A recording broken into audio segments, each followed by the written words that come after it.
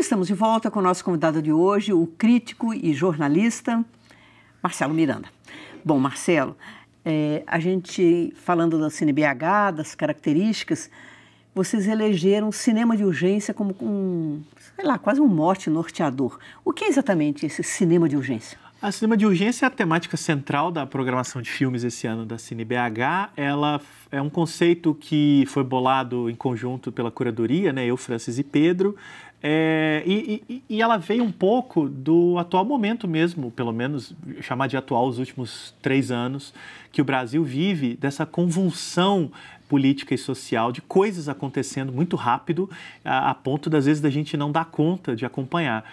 E perceber que existe uma produção, historicamente, que sempre tentou responder às convulsões sociais, políticas e econômicas dos seus países, né? Um bom exemplo é o Guzmán, né? Que Exato, tem aquele belíssimo documentário... A Batalha do Chile. Batalha do Chile. Patrício Guzmán, que foi às ruas filmar a derrubada do poder do Salvador Allende e o início da ditadura no Chile pelo Augusto Pinochet. E que é considerado um dos melhores documentários políticos de todos os tempos. É uma epopeia, um pequeno épico mesmo, que de horas, né? Ele tem muitas horas de duração, que acompanha a convulsão, né? Ele acompanha ao vivo, digamos assim, toda a derrubada do governo e a tomada do poder pelo Pinochet ali em 73. E o Glauber também, né? De uma certa forma, um pouco nisso aí, o Terra em Trânsito também foi feito ali, não nesse tipo de câmera nervosa, não é isso não. Mas, enfim... Então, em relação ao cinema de urgência, qual outro cineasta, qual outra coisa que você gostaria de enaltecer? Por exemplo, o Roberto Rossellini, né, no meio dos anos 40, ele precisou, em alguma medida, filmar a destruição da Itália e fez Roma Cidade Aberta, inaugurou todo um movimento, né, o realismo italiano, um pouco nesse caráter de urgência, em que a necessidade do registro, ela vem primeiro e depois a reflexão do processo, né? Então, a nossa proposta é pensar de que maneira esse cinema de urgência, ele primeiro precisa ir às ruas, né? Ou ir aos acontecimentos, registrá-los em alguma medida. Sem roteiro, muitas vezes. No imediato, no artista precisar ter aquele registro e depois o processo, o que acontece entre o registro da emergência, da convulsão e a reflexão para se chegar na realização final. Às vezes esse processo é muito curto, a gente tem filmes feitos em semanas, às vezes esse processo é muito longo, como é um pouco o caso do filme do Patrício Guzmán, que levou mais tempo, porque ele se deteve naquelas imagens em como organizá-las, né? Nesse sentido, a gente tem filmes na programação que trabalham com isso, né? Um caso é o Videogramas de uma Revolução, que é um filme do diretor Harun Farok, um diretor alemão, em que ele foi buscar na TV oficial da Romênia, como a TV oficial registrou a derrubada do poder na Romênia nos anos 90, 89, agora eu não me lembro, e como que as pessoas que estavam nas ruas filmaram a mesma coisa. E ele constrói um quebra-cabeças que mistura as imagens oficiais da TV estatal com as imagens das ruas, para mostrar em que medida o oficialismo tentava dizer que estava tudo bem, que as pessoas só estavam muito inquietas, nervosas, enquanto que nas ruas havia ali a derrubada, tanto que esse movimento terminou com a execução do presidente, né? Ele foi executado na televisão, ao vivo, né? Pela grande mídia não dá nem para entender, né? Porque a coisa é tão normal, e de repente o presidente é executado, estranho, né? Então, o Harun Farok faz isso em 92. Esse é um cinema de urgência que trabalha com a ideia das imagens. Ao mesmo tempo, a gente tem um filme na programação do ano passado, de 2016, chamado A Revolução Não Será Televisionada, que é um filme do Senegal, dirigido por uma jovem cineasta, Rahma Thiaw, em que ela percebeu um movimento no país, era um movimento contra a reeleição de um presidente considerado um mau presidente, presidente corrupto. A população foi às ruas contra a reeleição dele e esse movimento foi liderado por 2 rappers do país.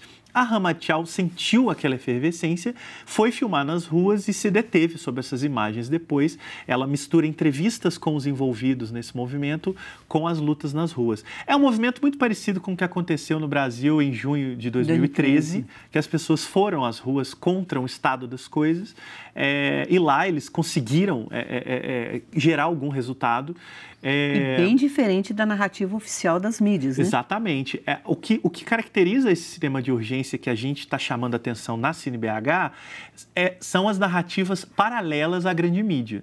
Né? A gente também vai ter um filme que na verdade é um filme ainda em processo. Né? Ele está terminando de ficar pronto, mas a gente resolveu exibi-lo como filme em processo, né? Que trabalha equilibrando a mídia tradicional brasileira com a mídia alternativa ali do YouTube, mídia ninja, né, cinegrafistas independentes. Uma estética mais suja, vamos dizer, né? E que, na verdade, é uma não estética, né? A estética possível, né? Não é a estética que se busca, é uma estética do possível, é o que tem para ser feito. Em paralelo a como que os jornais da televisão, os grandes canais de mídia noticiam a mesma coisa, né?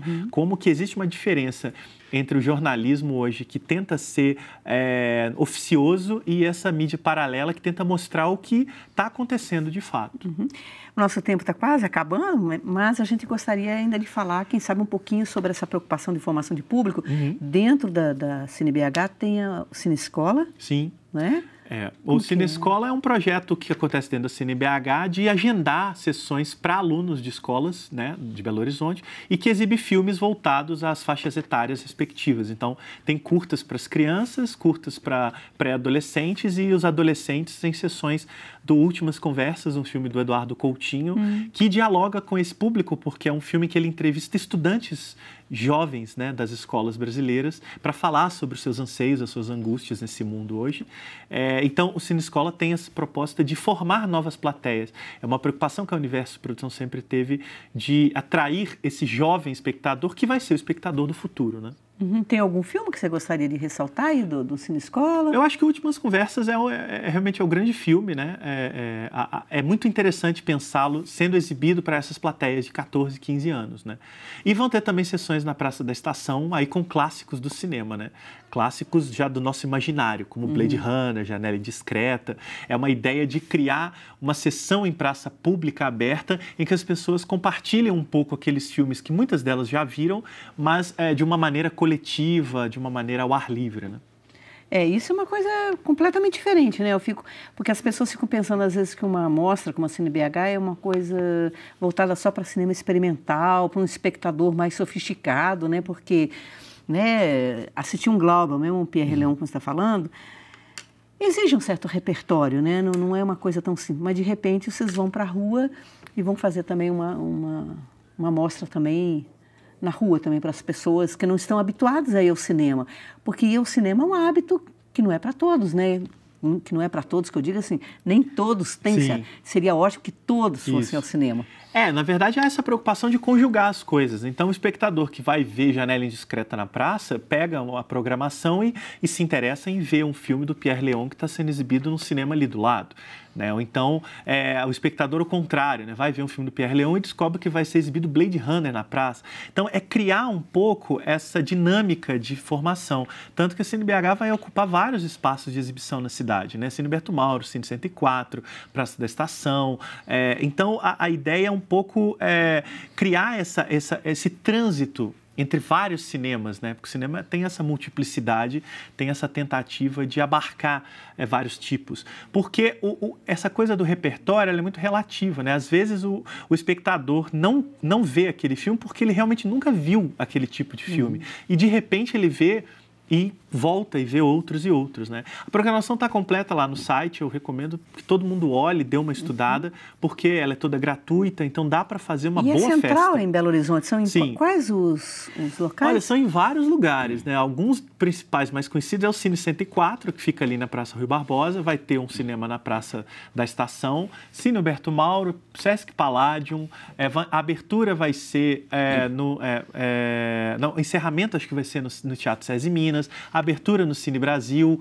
Então tem várias atividades acontecendo, né? Então dá para fazer uma programação muito legal e conhecer esses vários cinemas, né? Desde filmes de urgência até o cinema clássico, mais conhecido aí, e entender como é que eles se conectam, né?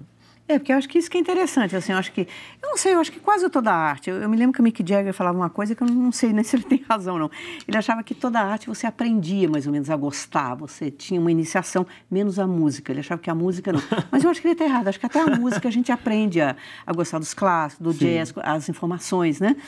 Mas o cinema também a gente aprende a gostar e aprende a diversificar o nosso olhar, né?